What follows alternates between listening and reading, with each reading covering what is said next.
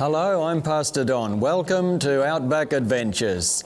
Today I'm going to take you to a number of communities in the centre of Australia and also to some towns and communities along the northwest of Western Australia. And so let's get started. We're going to go first of all to the Finke, Apatula community. And if you want to know where that is, you think of the map of Australia, put your finger right in the middle, and that's where Finke community is located. There's the office at the Finke, and one time when I arrived there at the office, people came and they said, "Oh, the sorry camp on." Now, sorry camp is where people gather when someone has passed away. And so I said, "Who has passed away?" And they told me who had died, and I knew the person very well, and I was very sorry to hear what had happened. And so I headed out to Sorry Camp. It was the middle of winter. It was cold because the desert can get very cold. And so one of the jobs that I did for the folk out there was to go and get some firewood for them so that they could keep warm. And I couldn't find a trailer, and so how do you get wood for people? Well, I got the tow rope out and I tied a heap of wood together and dragged it back to the Sorry camp so the folk would have something to light their fires with.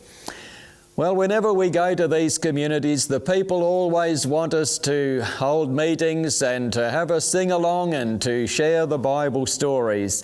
And it's always lovely to see young mums coming along with their babies there to these meetings. And the children, they love to come and sing the songs of Jesus. On this particular trip, Evelyn Churchill, the one here, came up to me and she said, "There's a big camp coming up over there in Brisbane." That was our national camp. I said, "That's right." She said, "I'd like to come." I said, "Oh, that's very good." And she said, "I've been thinking about things. I would like to get baptized at that camp." "Oh, Evelyn," I said, "that is really wonderful." So over the next few days there, we studied some of the key things of the Bible. We reviewed some of the major teachings of the Bible because Evelyn had been to Mamaruffa College, the Adventist Church's Indigenous Bible College, and so we prepared her for baptism. And there at the camp, just as she requested, there Evelyn was baptized into the Lord Jesus Christ. Well, back in the Finke, we experienced some dust storms. We could hardly see down the end of the street because of all the dust. And on one particular trip, they wanted to take us out to the Rock of Ages because they were going to gather punu. Now, do you know what punu is? Punu is actually the roots of some of these trees that grow in the riverbed. And the dry riverbed. They're the roots of these gum trees.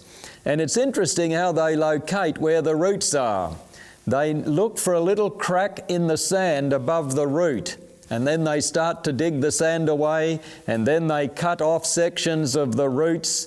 And there you can see my wife with Lily there holding up a big section of root. And they will take these back to the community, cut them up into little pieces, and then they will make lizards and all sorts of craft out of these things.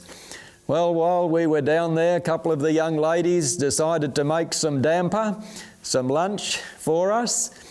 And then back in the community, there's Agnes cutting up her punu, ready to make different objects. And there's Emily making lizards. And later what they will do is they will put a wire in the coals and make it real hot, and then put it onto these pieces of wood and make decorations. And really it's a very skillful craft.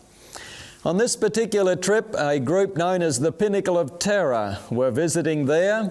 This is an Adventist youth group that helps young people at risk. They take them on outings and trips, and they camp out in the bush, and it's a great time to help these young people, to help them with their challenges that they are facing. Well, there's Elwyn Scales, who is the leader of this group, and they have some amazing fun activities for the kids. And there they got some of the local kids involved as well. But they got this big tarpaulin, and they just put a mattress in it, and a kid on the mattress, and then they give an almighty pull, and up goes the mattress and the kid in the air. By the way, they did the same to me. I had a go on it. It's quite something. But there we had a meeting out at back in the community, a Bible meeting, and the people just loved to come and hear the messages of the Bible. Well, on this trip we had to go back to Alice Springs to pick up someone, and there near the Alice Springs airport you see this lovely Maluguru, or the kangaroo eye. I mean, that's what Maluguru means. It's the Sturt Desert Pea, but you can see why they call it kangaroo eye. Well, there we picked up Charlene Rahman, who is the health teacher at Mama College, and she was coming out to spend a few days with us and to meet some of the people out in these places. And so we took Charlene there to visit Robert Hewson and some of his family. Robert's one who's been wanting to come along to Bible College for a number of years. And then we made the trip down to the Finke. And on the way we called in to see these Aboriginal carvings on these rocks. And there you can see some of these, but I was very interested in what the sign said. It said, "Ancient laws carved in stone." And when I saw that, I thought, you know, Mama God, Father God, He's also carved His laws in stone too. We call them the Ten Commandments. And God put His laws in stone for the same reason that these folk wrote their laws in stone, so that they would last. Well, we continued our journey through to the Finke, there along the old Ghan railway line. And there we came again and had a meeting with some of the ladies there. And then on another occasion, I came to Alice Springs when Quinton Dutlow and Tanya were appointed Quinton was appointed as the pastor for Alice Springs and Tennant Creek and Finke. And so I made a trip out there to introduce him to some of the people. So we went to Alice, to Old Timers Town Camp there in Alice, and there's Robert Hewson and some of his family, and took him to introduce him to Diane Matasia and Jeffrey. And you know, Pastor Quinton has been able to encourage Diane, and guess what? She's now going back to Bible College. That's really wonderful, isn't it? Anthony McMasters is another one that Pastor has really connected with, and they've been having Bible studies together, and it's really wonderful. Well, there we are heading down to the Finke, Quinton and I, and we cross over the Finke River. It crosses the main highway there, and many times it's dry, but this time it had a little bit of water in it. And the tourist people, many of the tourist operators, call this the oldest river in the world. Now, they probably haven't read the book of Genesis and heard that there were rivers there in the Garden of Eden, but nevertheless it's a big river. 600 kilometres long from its source till it runs almost to the edge of the Simpson Desert, the western edge of the Simpson Desert. In fact, it runs into another river, and from there into Lake Eyre. That's if there's been big rains and a lot of water comes down the river. But for years this river can remain dry, no water at all, and then there can be good rains and there'll be even floods in the river. Well, we got Quinton into Finke, and there we met little Roxanne with her little one, and as usual we had a meeting there. And this particular meeting, we were showing Doug Batchelor's DVD on the cosmic conflict. And you can see the kids and everybody just sat there spellbound as Doug explained how that Satan was put out of heaven and how that evil began and all of that. They really enjoyed hearing the story. They love to sing. Pastor Quinton is good on the guitar, and so there they joined in with him singing. Good to see the little ones coming, the babies and the young mums with their children, and all of these eager, happy children, and then some of the older ones coming along. It's the way it should be, that families together come to learn God's Word. Well, you might be wondering what these ladies are about with their little axes there. But when I told the story in Tasmania about people gathering punu, a family decided to make a donation so some of these folk could have new axes. And so there I'm delivering the new axes to Audrey and Julie there so that they can cut their punu. Well, we're going to have a little break now, and when we come back, I'm going to show you fishing desert style.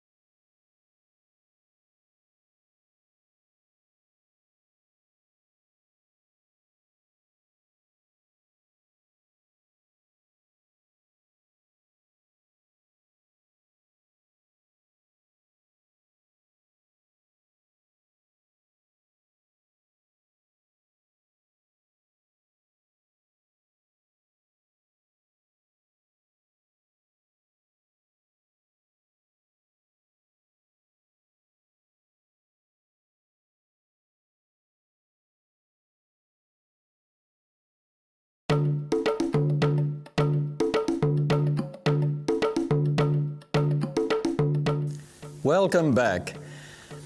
I've visited the Finke on many occasions, but I'd never seen any water in the Finke River. And when I was there on one of these visits in recent years, there was water. And so it was an amazing experience. I'd heard how the people had said, oh, when there's water there, we go fishing, and we go swimming, and it was just such a time of excitement. And when I saw all this water there by the Rock of Ages, I could sort of understand how it would bring joy to them. But a little further along the river, there is a spot where I came across children swimming, but also a lady fishing. And so there's Rosemary Matasia, and there it is. They have to be grateful for small mercies here in this area. There's the little fish in the bucket, but at least it is fishing. Well, that's the Finke River. It's quite a wide river, and you can imagine if that's full of water, it's really something. By the way, that car's bogged out there. But while I was there with Pastor Quinton, I took him out to Hermansburg. These are the McDonnell Ranges, and normally this area is all dry, but I couldn't believe the beauty of this place with all of the green grass. We got out there to Hermansburg, which is the old Lutheran mission. It was established in 1877. And I want to say that I admire these old missionaries, no matter what denomination they come from, who were willing to go to these remote and isolated places with the aim of sharing Jesus with the people and opening the people to the Word of God. It really was a sacrifice. Well, you can see when floods come down these rivers, they really can cause some destruction. Look how they've chewed out the concrete there of this causeway. Well, there at Hermansburg, I was able to introduce Pastor Quinton to Marcus Wheeler and to Gus Williams, some of the key people there in Hermansburg. And Gus's grandson had a little lizard, a little mountain devil. They look very vicious little things, but they're really quite harmless. But quite an amazing little creature. It's out just past Hermansburg where you have Albert Namatjira's house. And Albert Namatjira was a very famous Aboriginal artist, and in fact they claim that this was the tree and the landscape that he used to paint one of his famous paintings. Of course, the tree was in a bit better shape back in those days. Well, earlier this year I went again with Pastor Quinton to do a trip out into Central Australia. And the first thing we did on the trip was to tow somebody back to Alice Springs. It was about 45 degrees, it was extremely hot, and there was this family broken down on the road, no water, no food, and so we towed them in. And then we continued our journey down through Tijikala and back to the Finke. It was a hot Sabbath, it really was, and we found a little air-conditioned room where we could meet. And there were two of the ladies, Audrey Braden and Lily Manunga, who had been baptised by Pastor Davey and Pastor Allen down in Coopapiti about a month before. Well, down in the Finke there, we visited with Michael Finn, and he's got a few friends there, and Rosemary there, and a little pig running around. And this dog was trying to get cool in hot water. It would have had to been hot. It was just such a hot day. And look at that for a mob of dogs. All there on a nice patch of green grass trying to get a bit cool. One time I went across this way and took Pastor Allen from Coopapiti up through some of these areas, and we camped at Amaruna Homeland. We camped outside in our swags out in the yard, and about 6 o'clock in the morning the dog started making a noise, and anyway, when investigation was done, they could see the tracks of this big snake who was heading straight for the gate into the yard where we were. And so there Pastor Allen hopped out of bed and joined Richard Aitken and Huey Cullinan, and there they started hunting for the snake. And Huey thought, hey, there's an old mattress up the side of the house, maybe the snake's got in there, we'll set it alight. So there they put a match into it and up it went, but no snake came out of it. So Huey thought, there's an old lounge around the other side of the house, maybe the snake's gone in there. So he went around there and he put a match in that and up she went, but the snake had gone out the backyard. They found the tracks later on. But I said to Huey, you nearly burnt your house down. There at Amaruna, there is Maria Stewart and Mindy, a couple of our really good friends. And so with Pastor Allen, we headed further west. We camped in our swags there, and then in the morning, Pastor Allen there with his Bible, making his proper start for the day. And then we headed further west, right out to the West Australian border to a place called Pilbara. And there we saw all these camels. I've seen camels on many of my trips before, but I must say this was the biggest mob of camels that I have ever seen in a community. There were just hundreds of them, and there they were just wandering around the office and the school buildings, wandering around the petrol bowser, wandering around the houses, breaking taps, trying to get a drink of water. That's why they'd come into the community. It was a dry time, and they were looking for water. And there, look at them, just walking through the community. It was really something to see. And of a night, you had to actually blow the horn to try to push them out of the way so you could drive down the road and get into the community. Well, there at Pilbara, whenever we're there, they always want us to take a meeting, and sometimes you have to improvise when it comes to equipment.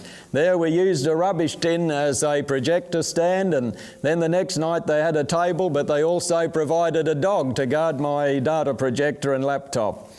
Well, there's Pastor Allen with some of the young ladies that have been wanting to go to Bible college, some of the Fox and Nelson girls.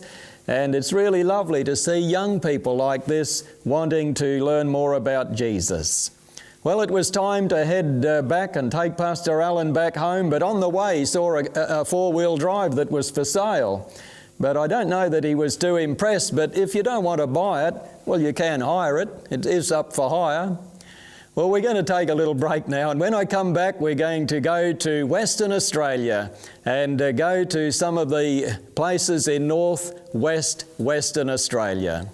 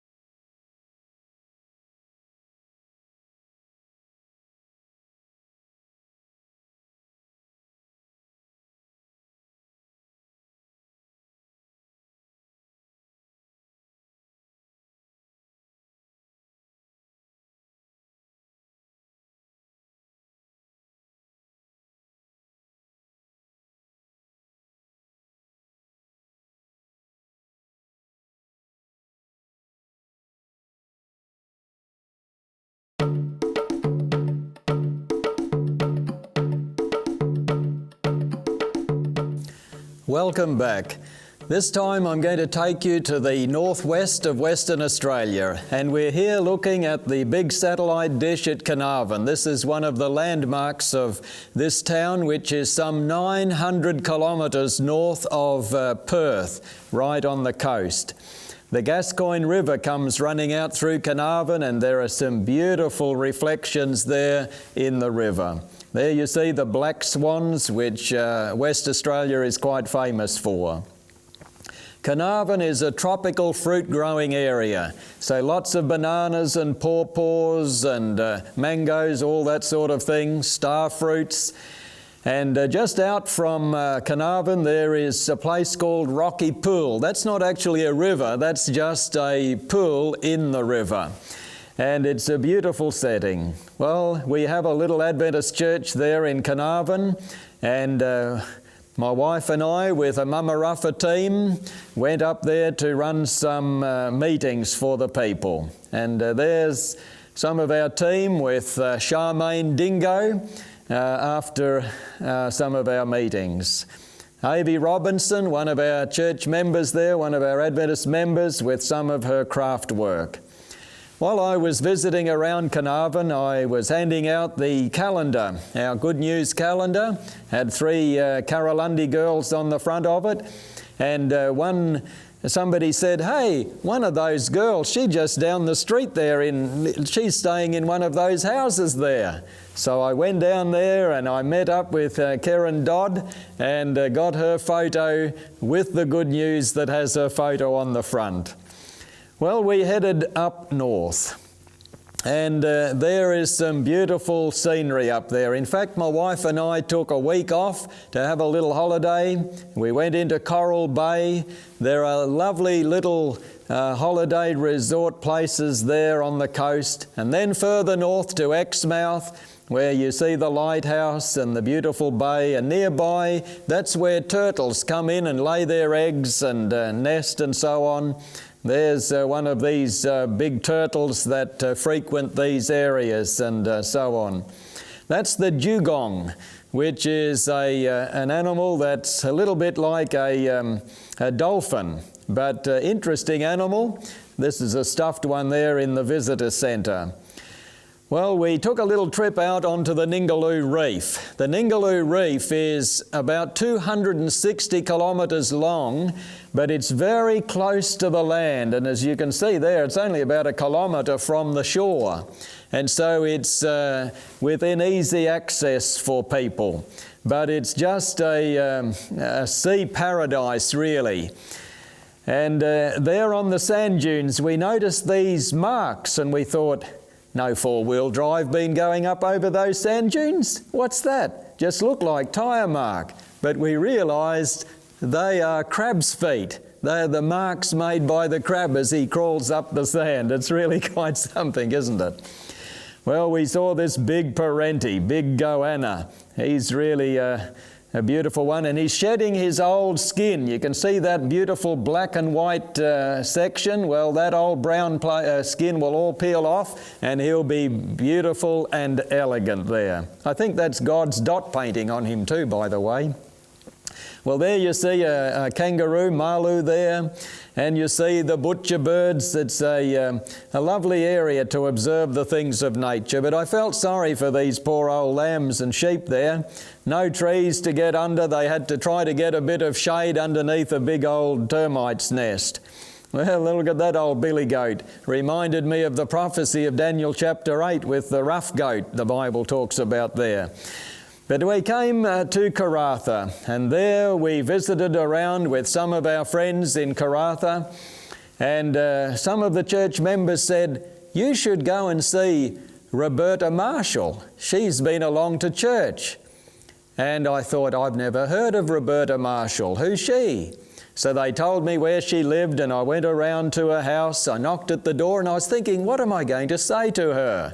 Well, I visit lots of people, but somehow I just felt, what am I going to say? And I knocked at the door, and a lady came out, and in fact this lady here, and I asked for Roberta Marshall. She said, I'm her mother, but she said she's inside, and so she invited her to come out. And I said to Roberta, I'm Pastor Don. And I said, hello, and so on, we little small talk. And then I said, where were you born? You born in this area? No, she said, I'm from up the Kimberley. I'm from Derby. Oh, I said, you'd know the Umber guys and the Uber Goomers and all. Oh, yes, she said, I know all of them. And I said, have you ever heard of our Good News magazine? And she said, no.